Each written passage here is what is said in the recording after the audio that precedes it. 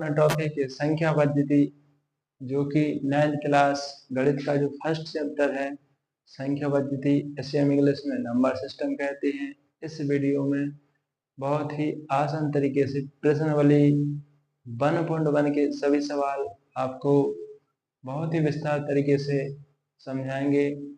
तो सबसे पहले दोस्तों संख्या के बारे में जान लेते हैं। क्या होती है संख्या?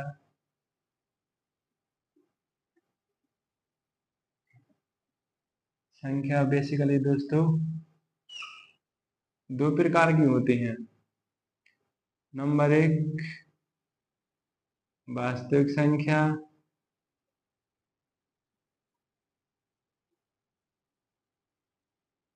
वास्तविक संख्या।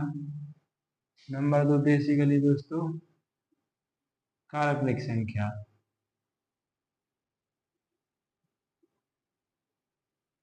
काल्पनिक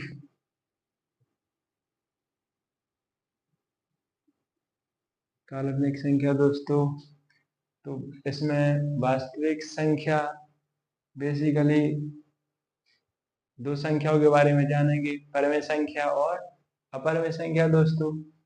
तो वास्तविक संख्या में परमेय संख्या क्या होती है? परमेय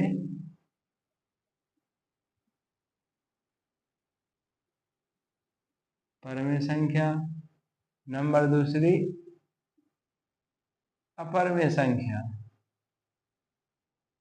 अपरमेय संख्या दोस्तों, तो दोस्तों परमेय संख्या के बारे में जान लेते हैं। क्या होती है परमेय संख्या? तो परमेय संख्या वे संख्या होती हैं जिन्हें हम p/q के रूप में लिख सके, जिन्हें हम p/q के रूप में लिख सके और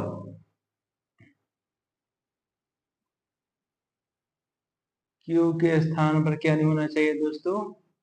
0 नहीं होना चाहिए। और इनका HCF 1 होना चाहिए, जिन्हें हम क्या कहते हैं दोस्तों? परमेय संख्या कहते हैं। अपरमेय संख्या वे संख्या होती हैं जिन्हें हम p/q के रूप में नहीं लिख सकते हैं।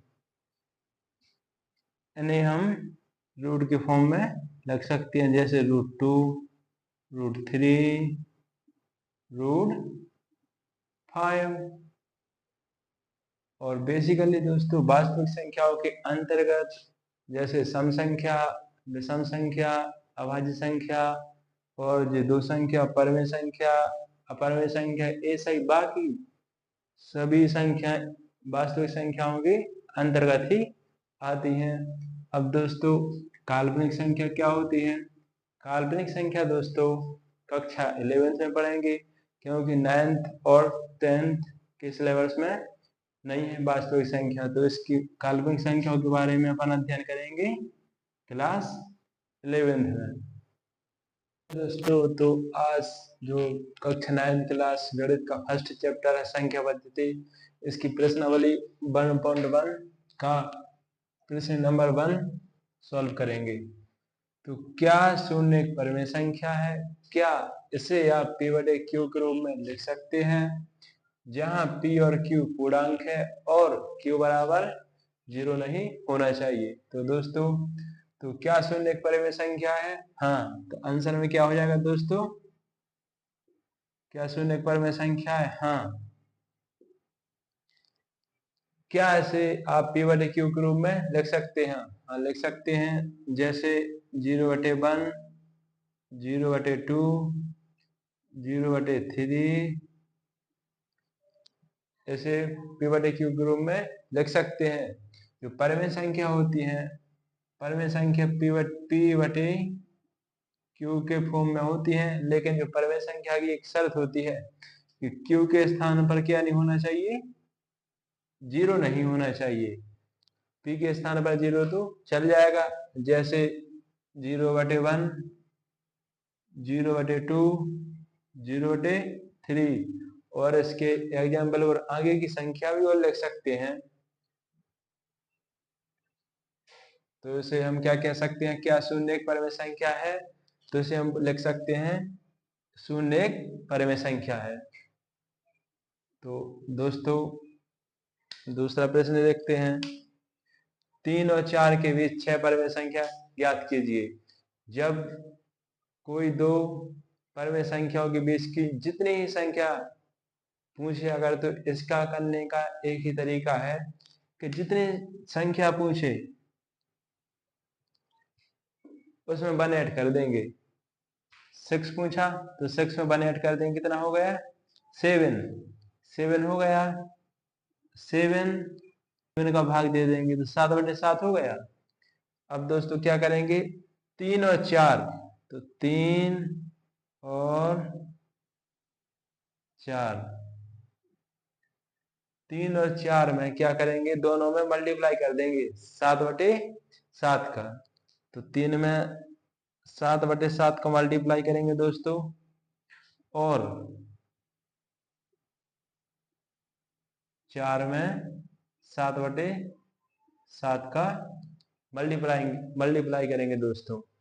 तो 7×3 = 21/7, 7×4 = 28/7। तो दोस्तों 21/7 और इधर 28/7, तो इसके बीच की कितनी संख्या निकालना? 6 निकालना। 21 के बाद 22/7, 23/7, 24/7, 25/7, 26 इधर 28/7। तो 3 और 4 के बीच में कितनी संख्या ज्ञात करनी थी? 6। देखो 1 2 3 4 5 6। तो दोस्तों प्रश्न नंबर अब 3 देखते हैं। 3/5 और 4/5 के बीच 5 परम संख्या ज्ञात कीजिए। तो दोस्तों कितनी इस परम संख्या पूछा बीच में? 5 परम संख्या पूछा है। तो क्या करेंगे, 5 पूछा तो 5 में क्या जोड़ देंगे दोस्तों? 1 जोड़ देंगे। तो कितना हो गया? 6। अब 6 हो गया। अब 6 में 6 का ही भाग दे देंगे, तो कितना हो गया? 6/6 हो गया। अब क्या करेंगे दोस्तों, 3/5 और 4/5, 3/5 क्या करेंगे, 6/6 का गुणा कर देंगे, और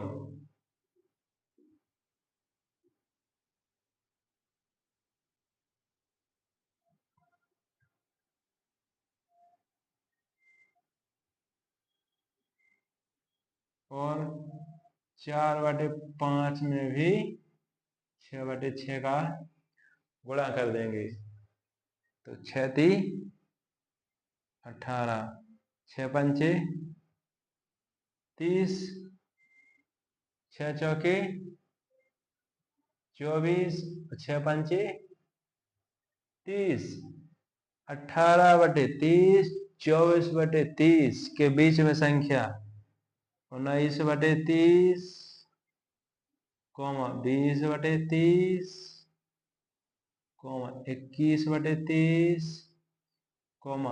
22/30, 23/30। तो दोस्तों 3/5 और 4/20 में के बीच की संख्या, इन दोनों के बीच की संख्या कितनी पूछा था दोस्तों? 5 पूछा था। तो इन दोनों के बीच की संख्या 19/30, 20/30, 21/30, 22/30, 23/30, ये 5 संख्या इन दोनों के बीच की आ गई है। यही अपना क्या हो जाएगा दोस्तों? आंसर हो जाएगा दोस्तों। प्रश्न नंबर 4 देखते हैं। नीचे दिए गए कथन सत्य या असत्य कारण के साथ अपने उत्तर दीजिए, यानी 1 2 3, इन तीनों की क्या बताना है अपन को, सत्य या असत्य बताना खाली। तो चलो दोस्तों करते हैं। प्रत्येक प्राकृत संख्या एक पूर्ण संख्या होती है। तो दोस्तों प्रत्येक प्राकृत संख्या एक पूर्ण संख्या होती है। तो दोस्तों देखते हैं प्राकृतिक संख्या क्या होती हैं। प्राकृतिक संख्या होती हैं 1 2 3 4 डॉट डॉट डॉट डॉट अनंत तक दोस्तों। और पूर्ण संख्या को हम W से करते हैं प्रदर्शित। पूर्ण संख्या 0 1 2 3 डॉट डॉट डॉट डॉट अनंत तक। तो दोस्तों क्या है कि प्रत्येक प्राकृतिक संख्या एक पूर्ण संख्या होती है। तो मतलब जितनी भी प्राकृतिक संख्या हैं वो पूर्ण संख्या में मिल रही कि नहीं, है कि नहीं? बिल्कुल है। 1 2 3 4 5 अनंत तक, 1 2 3 4 5 अनंत तक, यानी प्रत्येक प्राकृतिक संख्या एक पूर्ण संख्या होती है। ये बात बिल्कुल सत्य है। तो क्या हो जाएगा दोस्तों इसका आंसर सत्य। अब दूसरा दूसरा देखते हैं इसका। प्रत्येक पूर्णांक एक पूर्ण संख्या होती है। तो दोस्तों पूर्णांक लिख लेते हैं, क्या होता है i बराबर इधर 0 1 2 3 4 डॉट डॉट डॉट डॉट अनंत तक, -1 कोमा -2 -3 और पूर्ण संख्या लिख लेते हैं W बराबर 0 1 2 3 4 अब 3 तक डॉट डॉट डॉट डॉट अनंत तक, इसको भी लिख लेते हैं। तो प्रत्येक पूर्णांक एक पूर्ण संख्या होती है। मतलब कि जितने भी पूर्णांक हैं सारे के सारे पूर्ण संख्या में मैच कर रहे हैं। पूर्णांक प्लस के भी होते हैं माइनस के भी होते हैं, अकेली पूर्ण संख्या प्लस प्लस की होती है। तो इसमें देखो नहीं मैच कर रहा ना, तो क्या हो जाएगा दोस्तों जी असत्य। इसका आंसर क्या हो जाएगा दोस्तों असत्य हो जाएगा। अब तीसरा देखते हैं दोस्तों। प्रत्येक परिमेय संख्या एक पूर्ण संख्या होती है। यानी कि दोस्तों प्रत्येक परिमेय संख्या अंश बटे हर के रूप में होती है। तो 2/3 4/5 ये क्या है परिमेय संख्या है। पूर्ण संख्या क्या होती है 0 1 2 3 डॉट डॉट डॉट डॉट अनंत तक। जो परम संख्या तो अंश बटे हर के रूप में होती है कि नहीं, और पूर्ण संख्या तो अकेले 0 1 2 3 डॉट डॉट डॉट डॉट अनंत तक। यानी ये संख्या इसमें मैच कर रही अंश बटे हर में, इसमें तो है भी नहीं है। इसका मतलब है ये क्या है असत्य है, असत्य।